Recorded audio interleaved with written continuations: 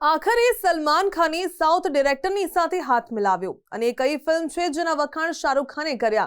Indian સિનેમાની ટોપ 3 news તમારા માટે લાવી છું હું છું ભાવિકા।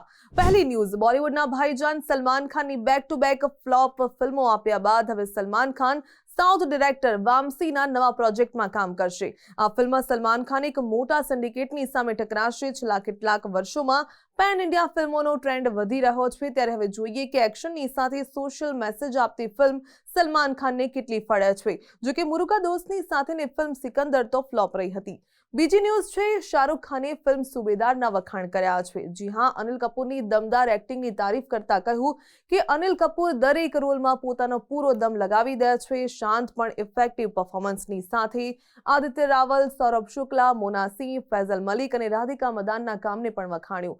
ફિલ્મ સુબેદાર પ્રાઇમ વિડીયો પર સ્ટ્રીમ થઈ રહી છે અને અનિલ કપૂર આ ઉંમરે પણ દમદાર એક્શનથી છવાઈ ગયા છે। ત્રીજી ન્યૂઝની વાત કરી યશરાજના સ્પાય યુનિવર્સની ફિલ્મ આલ્ફાની રિલીઝ ડેટ અનાઉન્સ થઈ છે। જી હા, ફિલ્મ 10 જુલાઈએ થિયેટરોમાં રિલીઝ થશે। આ ફિલ્મમાં આલિયા ભટ્ટ અને શર્વરી વાઘ જાસૂસના રોલમાં જોવા મળશે અને તેની સામે ખતરનાક વિલનના રોલમાં હશે બોબી દેઓલ।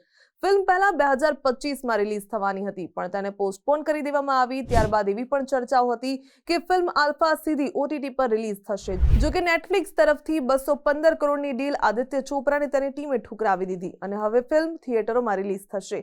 પણ 10 દિવસનું કાઉન્ટડાઉન શરૂ થઈ ગયું છે ભારતની સૌથી મોટી સ્પાય ફિલ્મ ધુરંધર 2 માટે। તમે કેટલા એક્સાઇટેડ છો? કોમેન્ટ કરજો।